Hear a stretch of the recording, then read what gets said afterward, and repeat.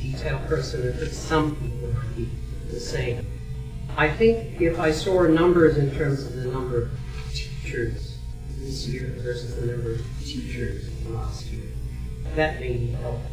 If I saw the class size this year versus the class size last year, that may be helpful.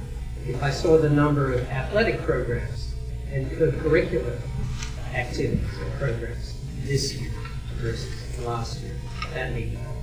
So when I look at the sort of big picture, namely you come in on budget, if you will, modest, if you will, increase in taxes, and nevertheless for students, instruction is same as this year, offerings in terms of athletic programs, co-curricular activities, same as this year, and class size, hopefully, same, maybe less, although I'm not sure about that.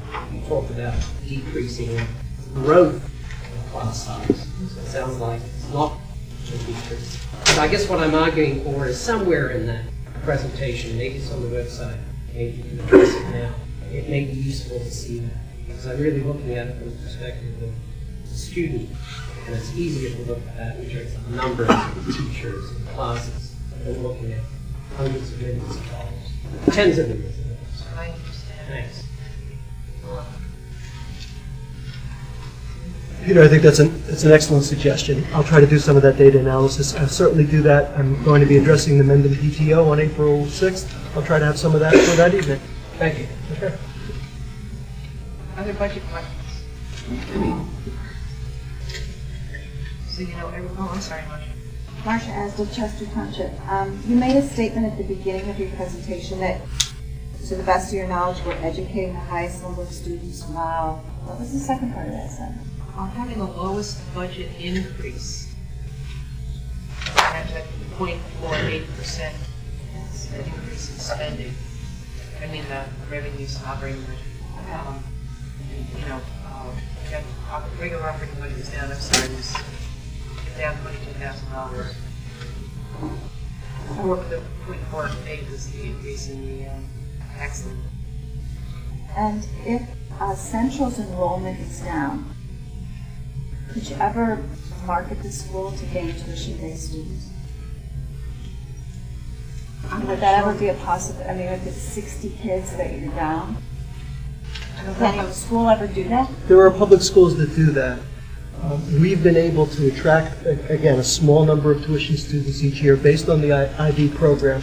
We could be more aggressive about that, but I think that when we begin to look at the student numbers, many people have said we're concerned about the issue of class size. So we haven't marketed yet, because while that number is there, we began our plans based on students in seats from last year with those numbers.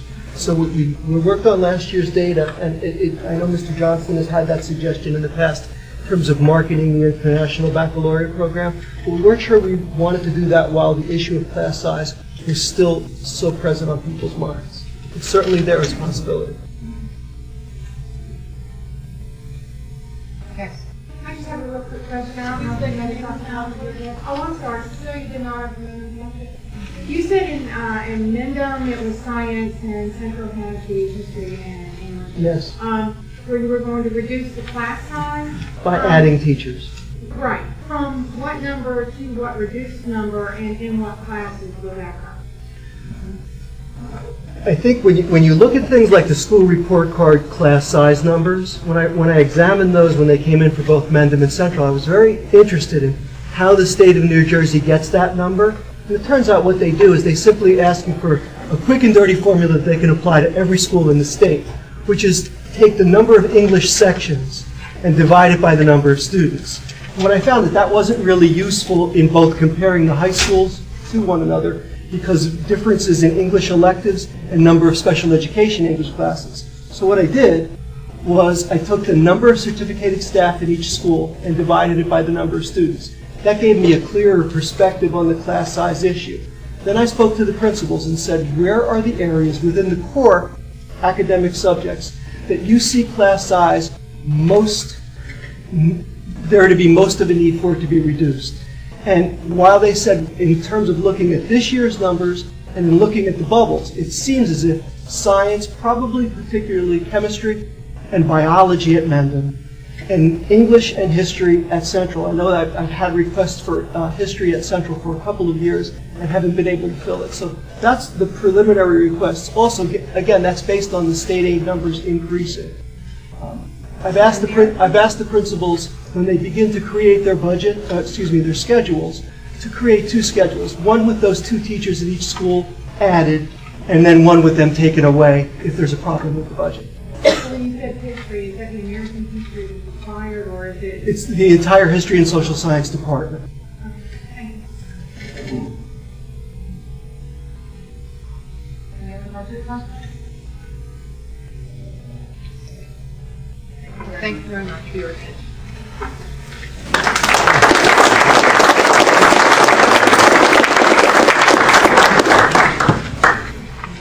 Now all of you are going to ask the board questions about other topics. Have your own opportunity. We're open to the public. Please give your name, town, and your name for 5 minutes.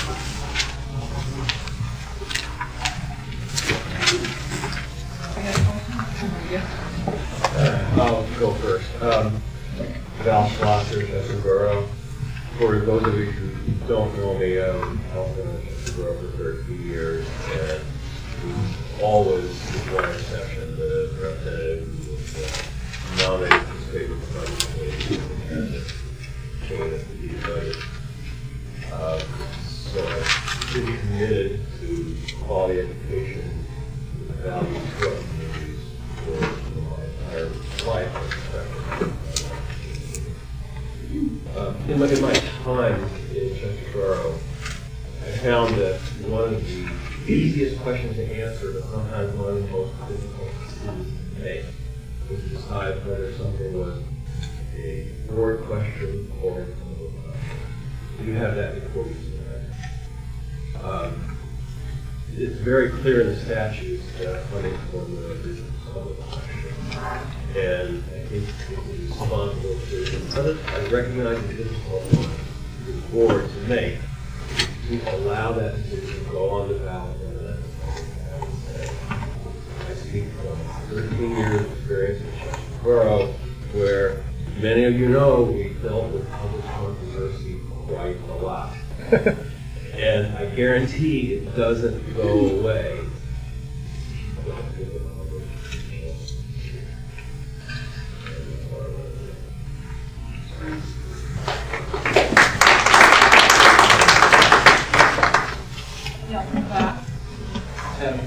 Valley.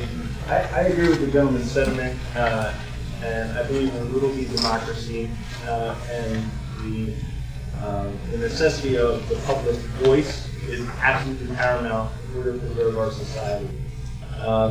The reason that our founding fathers were wise enough to establish a representative government instead of allowing, and even at that time, a far smaller population to just generally act as a plebiscite on every single issue is because it is impossible for the average person to have access to the information that they need to make an informed decision. We rely on our representative governments and our representative boards to vet some of this information and make good decisions. With regard to the urgency of this proposed ballot measure, there is no pending emergency that is causing this board or anyone else to rush to judgment about putting it on a ballot. I think the advice that was given to us earlier by the gentleman who made the presentation, it was filled with very good advice, which was without the data, it is a waste of time and energy. It is not.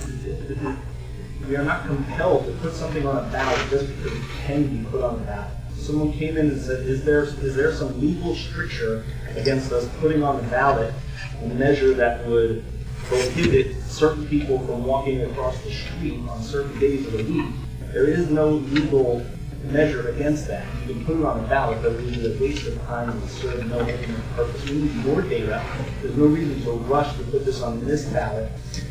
The organization that is pushing this is interested in defeating the very well-crafted budget that you have put forward, and this is an organized effort to create public his sentiment against the work of this board, and I urge you not to put it on the ballot for just that reason. If it wants to go on a separate ballot in a separate special election for separate consideration, once the information will be collected and disseminated to the public in a reasonable and responsible fashion, that's all to the good.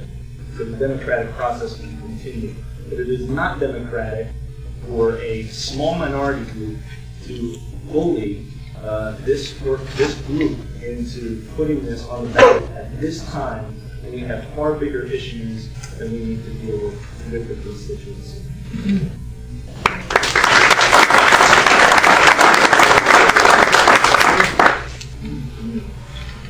Hi, Ron DeMeo, Lincoln Township. I hear what the gentleman is saying, and speaking of democracy, I have one question.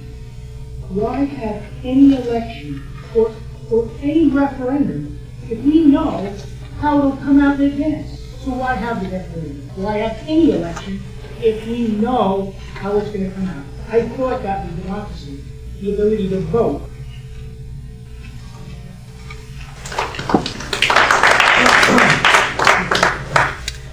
Mike Scaplotti, Mendham Township. I think this meeting illustrates the nature of the issues we're fighting about. This meeting could have been entirely about the budget. We could have spent the first 2 hours, the prime time of our night, devoted to the budget, getting it passed, looking at pros and cons, talking about cuts. Yet, throughout all the presentations tonight, we've seen that discussion of the budget has been derailed by fighting over where those tax funds will come from,